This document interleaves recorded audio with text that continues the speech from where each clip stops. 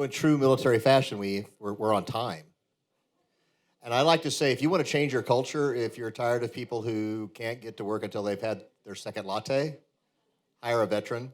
They'll show up on time, they'll stay to the end, they'll worry about the mission, they won't complain. They might a little bit, but only if you're not doing what needs to be done. That's what they'll complain about, right? Not their own personal situation. So you want to change your culture, hire a veteran, right?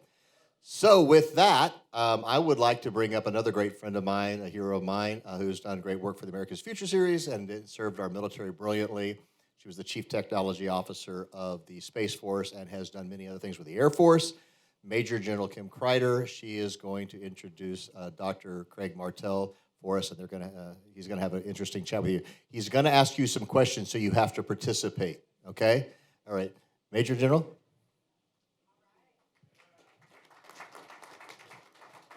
Thank you, David. Thank you so much, America's Future Series, for this fabulous evening. It is my great honor to introduce to you tonight Dr. Craig Martell. Dr. Martell is the Department of Defense Chief Digital and Artificial Intelligence Officer, reporting to the Deputy Secretary of Defense. His appointment to CDAO brings extensive experience both from the government and from industry in artificial intelligence and machine learning. Since the CDAO was established just a little over 2 years ago, I guess, February 2022, Dr. Martell and his team have driven the acceleration of DoD's adoption of data analytics and AI to generate decision advantage, really through a number of important high-value policy, infrastructure, and multi-partner initiatives, including the recently announced AI battle labs in EUCOM and INDOPACOM. Now, myself, as someone who's been in the digital and AI business for a while, I was the first Air Force Chief Data Officer when we were just a little tiny snowball trying to get things started in the DoD. I can tell you, from my vantage point, under Dr. Martell's leadership, he's just not moving the needle. He is moving the mountain and creating an avalanche of opportunity to take the department forward like never before in the development, deployment, and scaling of digital and AI solutions for the warfighter. Please join me in welcoming Dr. Martell.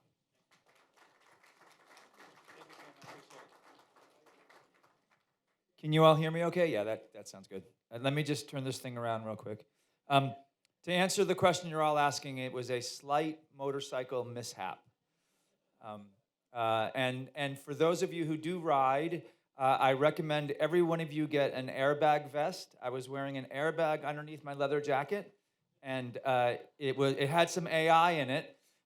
It had accelerometers, so if you tumble, the airbag goes off, and it had gyroscopes, so if you lean like I did too far, the airbag goes off. So it poofed up all around my body, and it came up my neck to keep my underneath my helmet to keep my head from moving. And so when I landed, I don't know if anybody's ever gone down before, I thought, oh, that's not too bad. It kind of feels like a mattress. And then I hit my hip, and I thought, oh, that's what that feels like.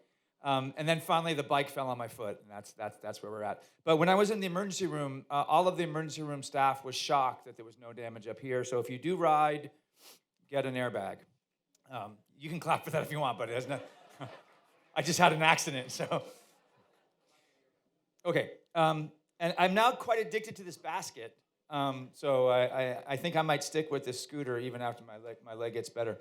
Look, I have a lot of things we can talk about, and I know I only have 20 minutes, and I always go over, so someone's going to have to make sure that I don't spend too much time. But let me ask a question. Since I'm the Chief Digital and AI Officer, what's AI? Thank you very much. I would like a non-snide answer. Okay, what's artificial intelligence? I'm serious. I think this is an extremely important question because you were first up, just 1 second. We're very high in the AI hype cycle, and as a non-young man, I've seen this AI hype cycle happen a lot, and so I think it's really important that we characterize this. So, brave person in the back, what's AI?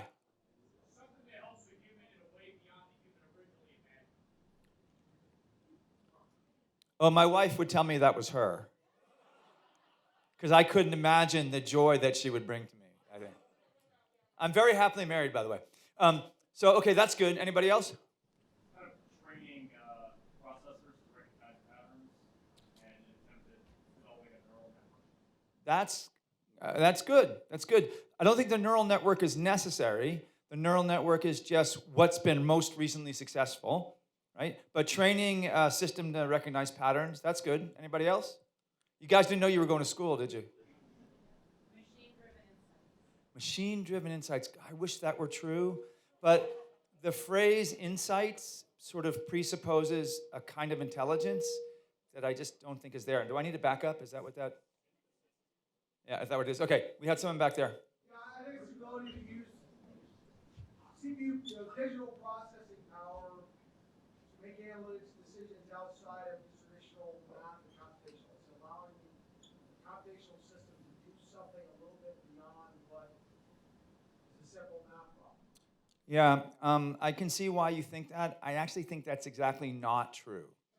No, I don't mean that to be insulting. I don't. I want us to work through this together. Let me tell you what I think AI is.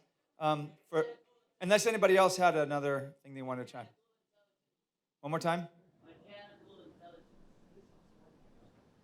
I think that one's too hard to unpack because I'm not quite sure what you mean by intelligence there.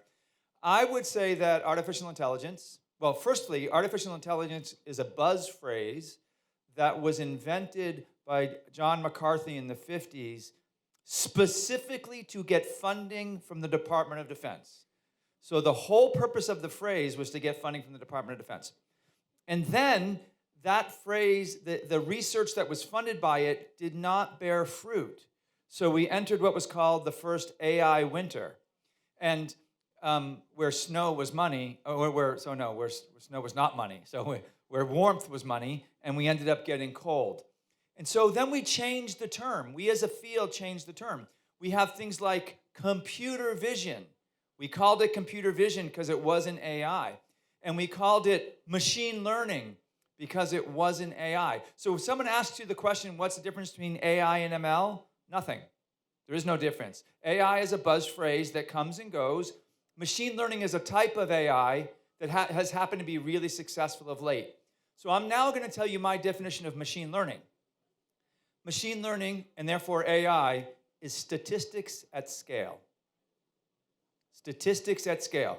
What you do with how you build an artificial intelligence system is count the past to predict the future. You count things in the past. Normally I swear at that point, and I don't say things. I say something that starts with S, but we have cameras. So you count things in the past, and you use the things that you've counted in the past to predict the future. That's it. That's all it is. So anybody know what linear regression is? Did anybody learn linear regression? Linear regression is AI. You count things in the past. You have prior examples of XY pairs in the past, and you use it to create a line, and then you use that line to predict the future. Artificial intelligence is simply statistics at scale. Okay, so what's changed? Why has artificial intelligence suddenly started working so well? I told you it's going to be interactive, guys. Come on. Computing capacity. Okay, what part of computing capacity has increased? Mathematical, yes, but particularly, does anybody know what's the computing aspects that have gotten really good in the last 20 years? Graphics processing units. The CPUs have gotten good as well, but they still have fundamental bottlenecks in them that graphical processing units overcame. So the reason NVIDIA is worth as much as they're worth, and wow, are they worth a lot, is because NVIDIA was building video cards. Video cards do things like rotate geometric objects in space so you can shoot at them, right? It turns out those rotations of geometrical objects are just by doing something called vector mathematics, and it turned out that vector mathematics is exactly what you need to do deep neural nets. So there was this convergence of a particular type of computational power. If you go out to the NSA, there's a computing museum in the front of NSA, and if you go to that computing museum, you'll see something called the thinking machine. It was a machine done in the 80s, and it's really huge and kind of cool looking, and it did vector processing. So the idea of doing vector processing in order to do AI has been around for a really long time. We just couldn't get it to be fast enough. And so now vector processing is really fast, right? And ironically, it's because people were playing video games where they wanted to shoot things. And that convergence was number one thing that was really helpful in building out AI. What's the number two thing that's been really helpful in making AI more successful? Not yet. We hope it will be, but as of now, it hasn't done that much. Okay, we're going to talk about large language models in a second. The answer is what Kim said, it's data. So now we have massive computing power on the one hand, and we have massive amounts of data. Where did we get that? It's very important because the next question is, what's the military applications of all of this? So let me ask you this question. Where did we get that massive amount of data? It didn't fall out of the sky. It's not manna from heaven. Where did we get it? People. Most importantly, every time you turn on your phone and start up an app, you have signed away all of your data to that app.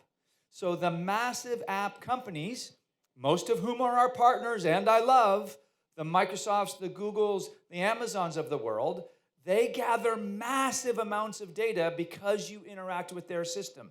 This is really important. So now we have massive amounts of data because we love our phones and we love to buy things online. And we have massive computing power because we wanted to play video games. These two things together allowed the same algorithms that were designed in the 80s and did not work. So the fundamental algorithm is gradient descent. Gradient descent and backpropagation was invented in like 86 or 87. That worked only so well because there wasn't enough computational power and there wasn't enough data. But now the same algorithms with some new rearrangements of architectural things like transformers and things, those are all real. But fundamentally, the same algorithms are being applied today just at a massive scale. So the really fundamental difference in this AI explosion, because it's finally starting to really work, this AI explosion is data and computational power. Okay, great. So that gets us to my next question. What are the military applications? If it's the case that we have the computational power, we know we have the computational power because my colleague John Sherman negotiated the government cloud contract, Joint Government Cloud Capacity? JWCC, Joint Warfighter Cloud Capacity. Thank you so much. And that means any member of the Department of Defense can actually go from any one of the four providers, Google, Amazon, Microsoft, and Oracle, and buy cloud computing, and we could scale up as many GPUs as we need. So we have the computational capacity. What don't we have? We don't have the data. No, we have the infrastructure because we can buy it from JWCC. We have the algorithms. We don't have the data. Okay, what data do we need? Well, can we use data from a non-military use case and apply that to a military use case? I don't know. That is an experimental question. So, for example, when a car drives itself and it recognizes a stop sign and it recognizes a red light and it recognizes the lines in the road, it would be great if we could just take that algorithm, which was trained on data where human beings in the United States in particular are saying this is a stop sign, this is a car, this is a pedestrian, this is a motorcycle with broken foot, right? So it tells the car all this information, the model learns what those things are, and then you try it in the car and it works. Okay, so now take that same model and put it in the Ukraine. Great, it's driving fine. So the stop signs look a little different. The speed limit signs look a little different. There are squiggles in the road that we don't have here, but that's okay. You can train the system on those small differences. So now we've transferred US automated driving to Ukrainian automated driving. Then a war happens. What happens to the environment in the Ukraine when a war happens? It changes drastically. So can the model trained on nice, stable, non-war fought roads in the United States work just translated automatically to that Ukrainian situation? No, not at all. Because the data, remember, it's statistics at scale. You train on the past and you use it to predict the future. Well, what does that presuppose? That presupposes that the deployed situation looks like the past. Well, that's great, except in a war, how often does the deployed situation look like just before the war? Kind of never, right? The whole thing about a war is the deployed situation gets blown up, right? So it's really important for us to think about this from what's the data that we need as warfighters in order to be able to generate the AI value.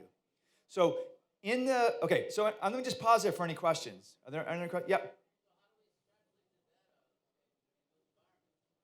Yeah, that's great. So how do you extrapolate it? You don't extrapolate it. You actually have to build human machine pairing situations where your soldiers or your airmen or your guardians or your Marines are constantly relabeling the data for you, are constantly gathering the data and telling the system how the world has changed.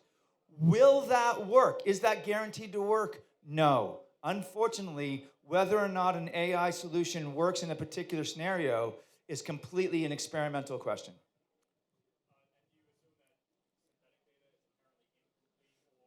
Synthetic data.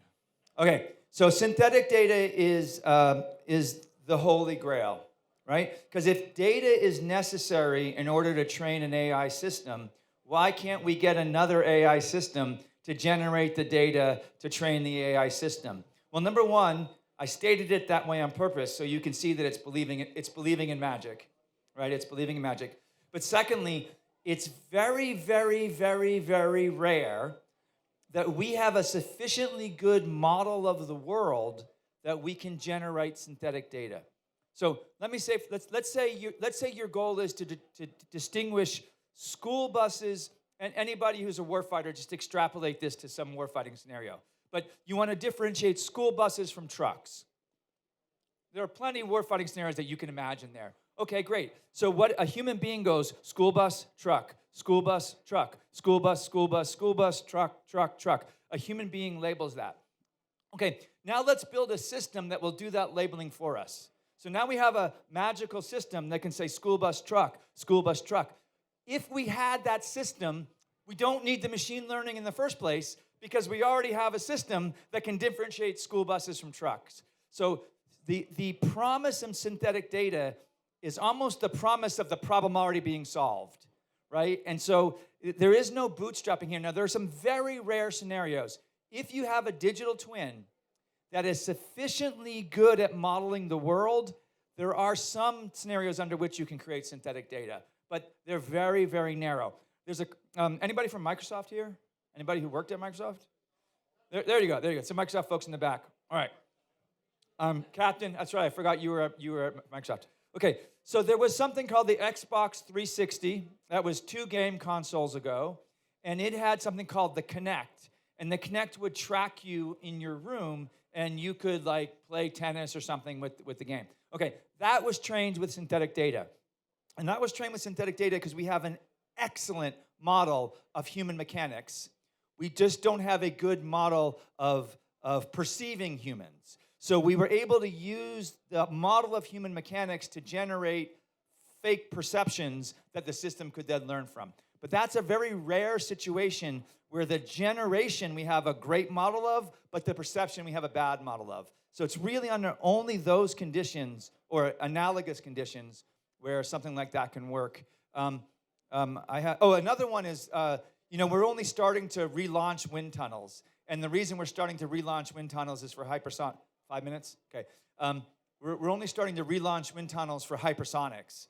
But before hypersonics, all the wind tunnels were closed down.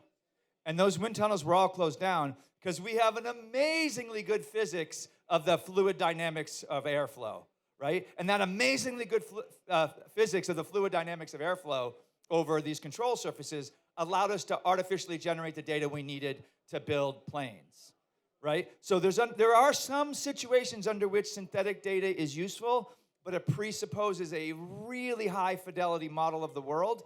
And usually if you have a high fidelity model of the world, you don't need the machine learning because you have a high fidelity model of the world already. Okay.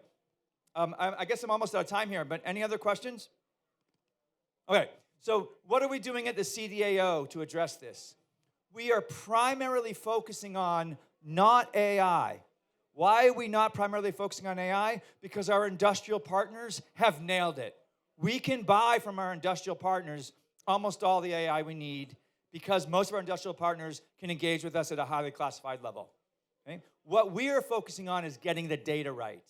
How do we get the Department of Defense to have clean, discoverable, and accessible data that is owned as a product, not as an asset? I'll explain that in a second. We want data to be a product, not an asset, so that if you needed a vendor to build an AI app for you, that data is available, is discoverable, clean, and accessible.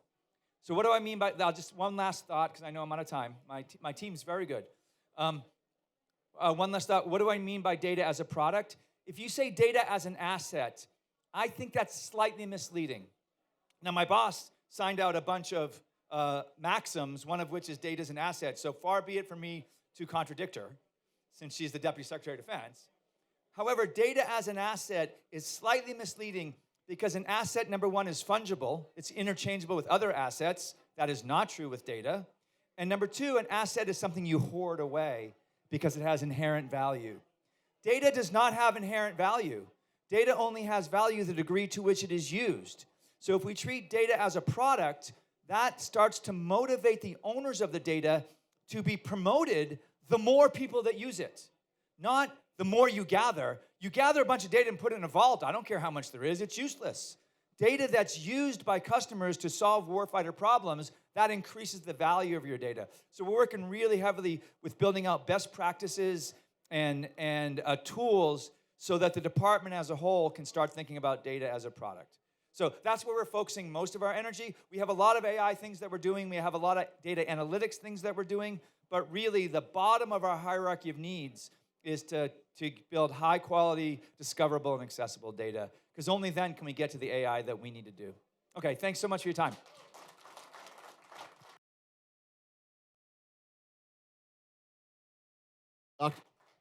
We have some Microsoft people in here, Vishal. So we need Sam Altman to join Dr. Martell. I have Mark Cuban lined up and Seth Hicks. Let's go. We need you guys to talk about this, et cetera, right? I have a lot of opinions that Sam will disagree with. That's okay. It'll be a fiery discussion, right? It'll be. Vishal, so you're going to arrange this for us, right? You got this handled, right? Mark Cuban's already agreed. Sam agreed, but we just can't find a date. We got to put him with Hicks and this guy right here, and we're going to have a good conversation, right? It's going to go. I'm happy to have the conversation. Again, I'm pretty sure Sam's going to disagree. All right. Well, we'll be respectful, right? Well, I won't be, but everybody else will be. That's it. Okay. That's great. Thank you so much, sir. Thank you, doctor. Appreciate it. Thank you, everybody. Thank you, everyone. Thank you, Comtech. Thank you, Benz. Thank you, the LBJ School today. Thank you, Kim. Harry Radigi, the group that's here. You're fantastic. We're going to do this again. We're at South by Southwest. If you want to speak, moderate, host, give me a call. I'm David Hamilton. Thank you so much for coming.